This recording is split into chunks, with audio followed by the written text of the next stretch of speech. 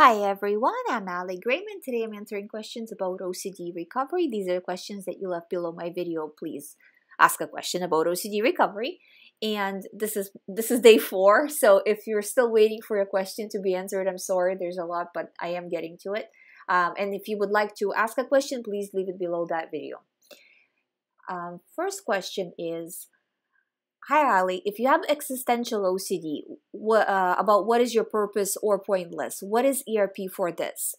For existential OCD, the ERP would be to say, yeah, it's all pointless. Yeah, I have no purpose. Everything, everything is pointless.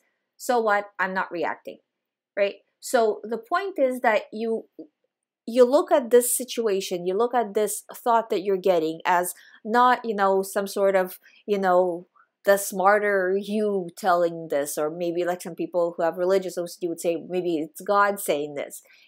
No, it's just that part of the brain that's gotten stuck that's repeating the same thing over and over again. If you said red balloon is scary, it would give you strong feelings about how red balloon is scary with all of the real feelings and all of it.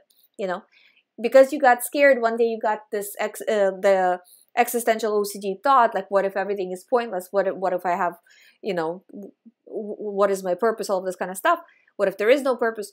And you got caught up on it. You got caught up in the thought. You got scared, and then just continue to go from there.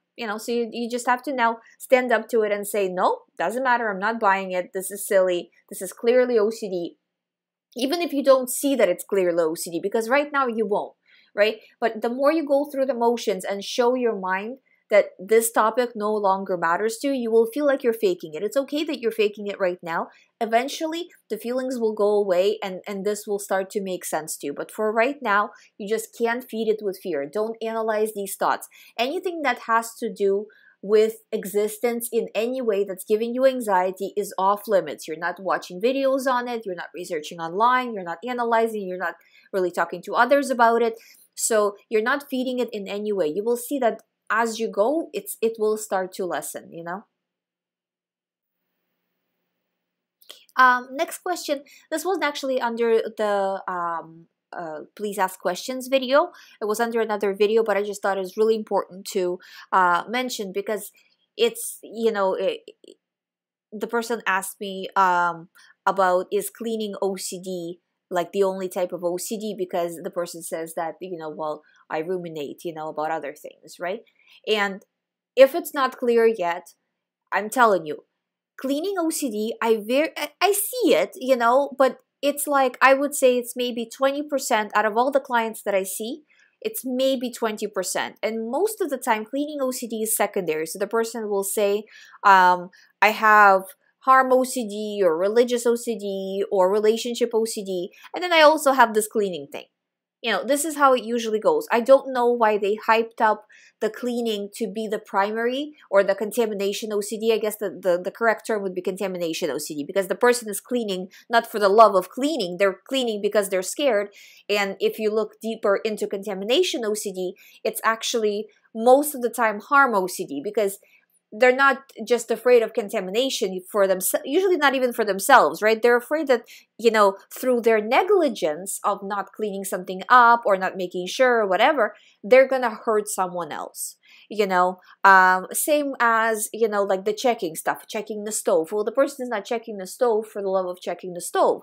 They're checking the stove because they're worried that if they don't, the house will catch on fire. This and that is going to happen. And what if? And it will be all my fault. And it's responsibility OCD.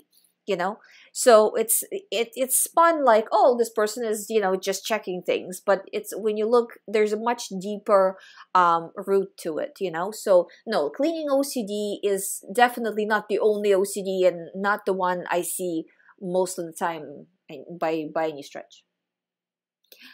Next question is, apart from my theme, OCD also comes in real life. Example is, it would be magnifying a small event into something really big, and I keep on ruminating about it only to realize later that it's OCD. Thank you.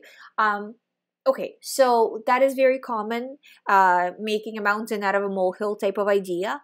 And, this is natural for people who develop OCD because they're anxious people, they're sensitive from birth. So if you take that kind of a person, they'll blow a lot of things out of proportion, you know.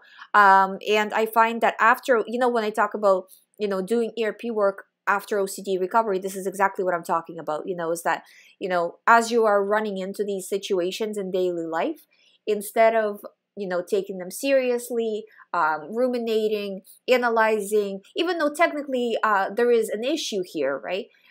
Not looking at it through so much, you know what I mean? Like, through, like, not taking it so seriously, you know, just trying to be like, okay, what do I right now have to do to fix whatever the specific situation that you have, right? Okay, I've done it, that's it. I can't do anything beyond that. I'm moving on. Anything beyond that is unhealthy. You don't have to call it OCD, but it is unhealthy. Next question is feeling very uncomfortable anxiety in praying normal. I get very anxious and I feel as though I cannot think at all what I say, and I feel I'm just saying it. I'm just not saying it correctly. I've been struggling with religious OCD for over a year, and I just recently understood that it's OCD.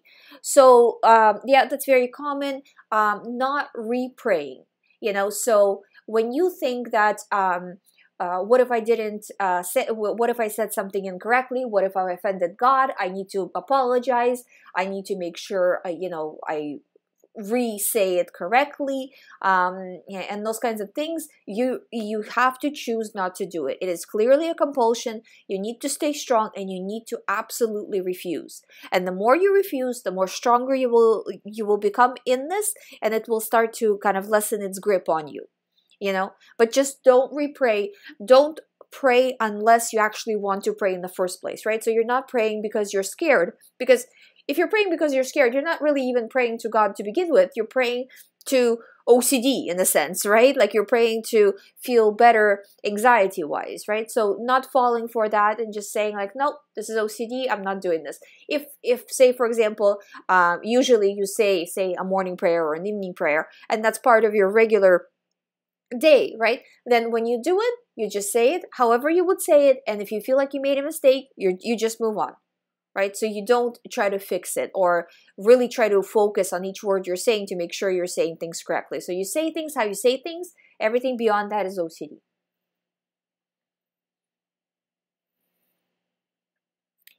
Next question is, when a thought switches to a new detail and changes slightly, what's the best way to deal with that? I feel I get sucked in every time reanalyzing to make sure it's not true or didn't happen. The thought has changed so many times, it's ridiculous. I feel I go back and forth with the new details and the old details, but I still get sucked in. Please help. Oh, thank you. She says many things. So, you know, anticipating this kind of process, that if I start to focus on one detail, you know, and I know that this is not going to be the last detail of this situation. So kind of seeing how it will unfold just based on your experience and saying, okay, you know what? I'm not going to do this anymore. You know, I've done this before. It did not work. I'm not going to do it again, you know? And going like that, right? Like, not solving it, because look at it like this way. If you if you try to solve your original thought, right? It will just give you a new detail, and then you'll be solving that one out and another one, right? So over a week, you'll be always anxious. If you refuse to solve it, the same first detail will stay in your mind, and over a week, you'll still be anxious the entire week, because the brain takes longer than a week to fix itself, right? So either way, you're probably going to have the same level of anxiety, but in one way, you actually fix your mind and you recover, you know? So it's worth doing that, you know? And little by little, as you go, you will feel less of an urge, less of a pull to solve, and it will start to, you know, the anxiety, it goes up and up and up, hits a peak, and then if you don't do anything, it starts to go down. If you refuse reaction, it starts to go down. You know, so you just have to kind of sit through that peak when it feels like it's never going to leave you, not until you're 90 years old, you know, and still choose to do nothing, you know?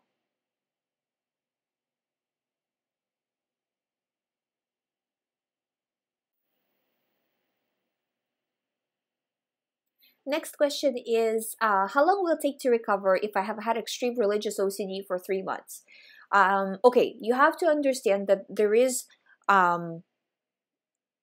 that question is, it's impossible to answer, because if you start to do the work, aggressively do the work, like it wants you to repray, you're not repraying. It wants you to do this, you're not doing it, which I understand is really difficult when you're coming from extremely religious OCD, or from any kind of extreme OCD.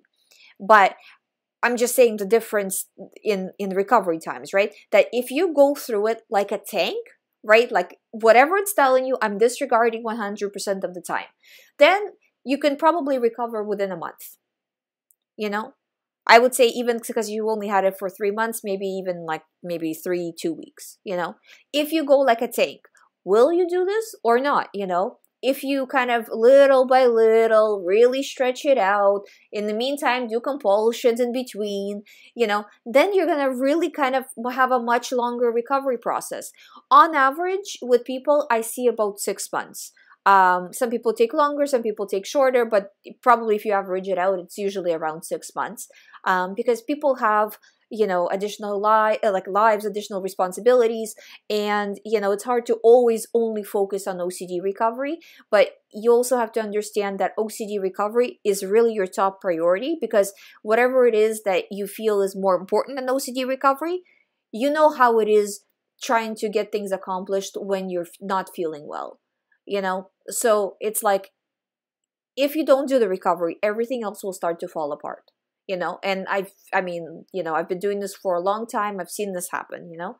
So this has to be your number one priority. If you take it extremely seriously, extremely proactively, being accountable to yourself every day, right? I find that counting how many times did you do compulsions, how many times did you, or for how long did you analyze, like in terms of minutes in the course of the day. You don't need to count every minute exactly, but you can tell me that I analyzed for 2 hours, entire day, or maybe just a few minutes. You can tell me that, right? So really being accountable for how much you allowed yourself to slip back, and saying that it really is making me slip back, these little kind of allowances of reassurance, whether it's physical reassurance, like compulsions, or mental reassurance, and I'm not coming from a position of like guilt, but just coming from a position that in order to fix this, I need to do better. So I need to push more. So, and then you're kind of going into like a solution mode, right? Well, how can I push more? Maybe I need to sleep more. Maybe I have to reduce stress. Like what would it have helped today? Say if you had a bad day, if you would have been less stressed, would it have helped? If you slept more, would it have helped? And kind of seeing, maybe it's a certain situation that triggers you, right? Like certain very specific situation. So doing more on purpose exposures with this situation, so next time it doesn't trigger you. If you really attack it strongly, it won't take long to recover. If you do this like one step forward, one step back, it's going to be a long road, so it really kind of depends on what you do.